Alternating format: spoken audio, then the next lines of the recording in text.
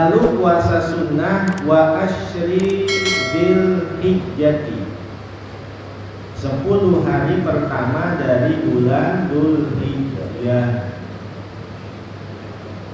Wal ashhuril hurumi, dan puasa pada 4 bulan yang haram.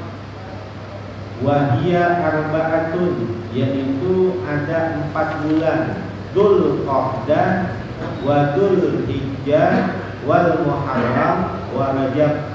4 bulan haram yaitu Dzulqa'dah, Dzulhijjah, Muharram, Rajab. Talatah mutawaliyah wa wahidah fardah, 3 bulan berturut-turut, 1 yang terpisah. 3 bulan yang berturut-turut dari 4 bulan yang haram, Dzulqa'dah, Dzulhijjah, Muharram. 1 yang terpisah, Rajab.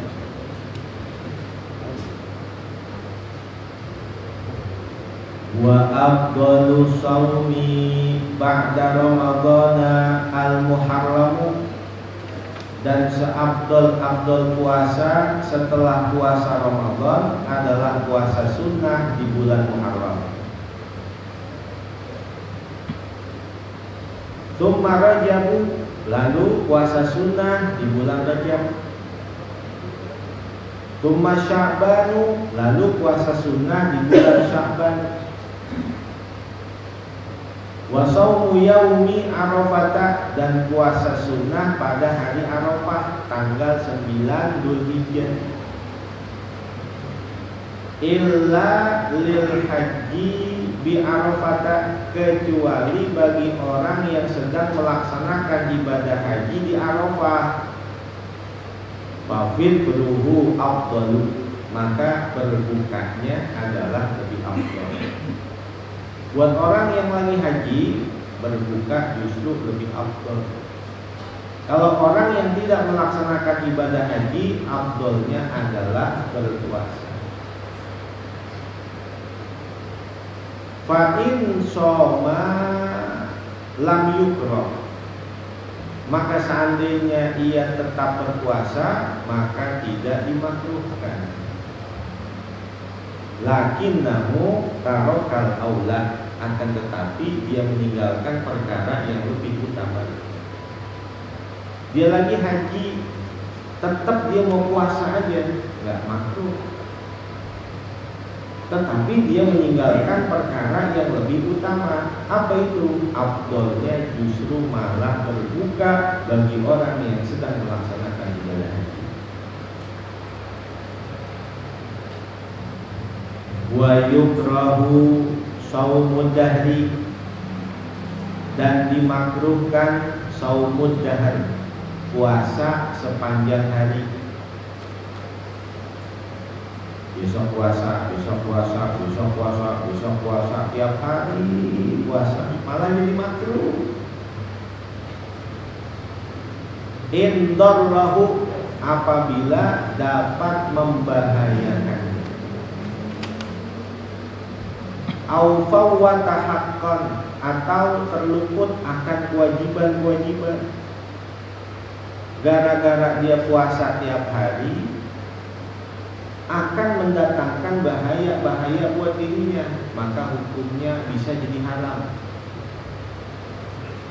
Kalau dia puasa sunnah, justru malah meninggalkan kewajiban-kewajibannya, justru malah jadi haram.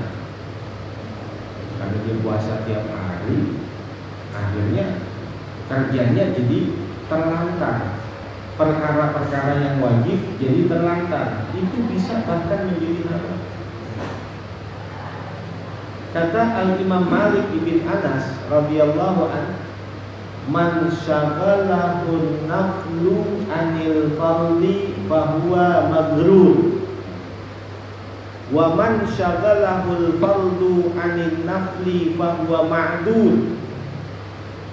Kalau orang itu disibukkan dengan perkara sunnah, akhirnya perkara yang wajib terlantarkan, maka dia adalah orang yang tertipu dengan setan. Perkara sunnah menyibukkan dirinya, akhirnya yang wajib malah keleleran. Itu orang tertipu sama setan. tahajudnya dia malu tahajud, subuhnya kesiangan. Itu orang ketipu setan. Puasa sunat tiap hari, akhirnya mencari nafkah males-malesan, diberhentiin kerja, sulit mencari nafkah, sulit mencari penghidupan, terlantarlah anak dan istrinya, maka berarti dia mendapatkan dosa yang berlipat-lipat. Itu hati-hati.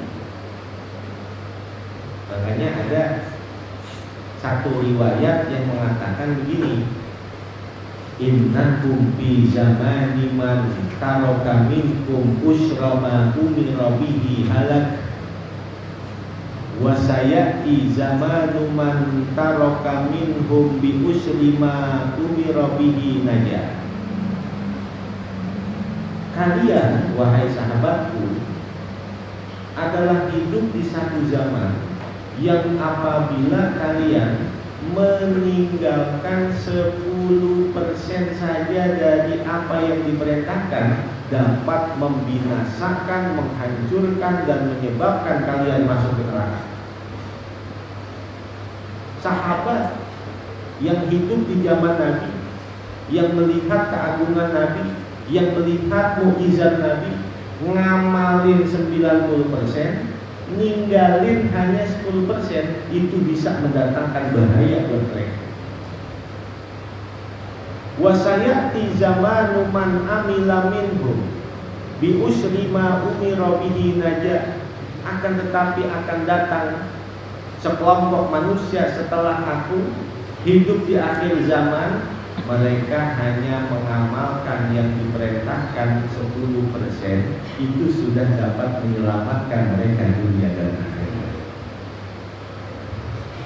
Jadi bosan itu, yang penting amalin aja dah, kewajiban 10% aja itu sudah dapat menyelamatkan mereka dunia dan akhirat.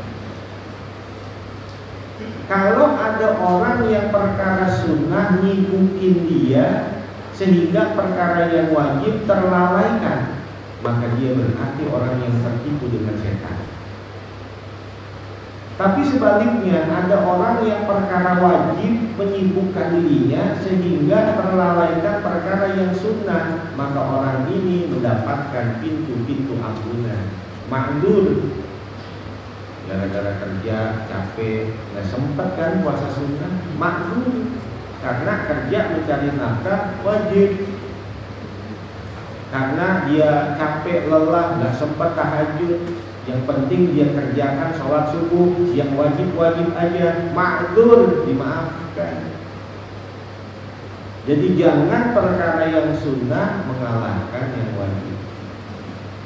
Kalau perkara yang wajib menyibukkan dirinya sehingga nggak sempat melakukan yang sunnah, dimaafkan.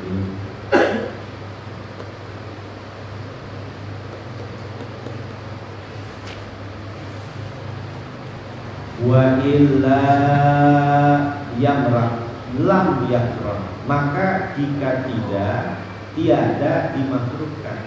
Wa illa, jika tidak mendatangkan bahaya dan jika tidak terluput kewajiban-kewajibannya, maka tidaklah makruh.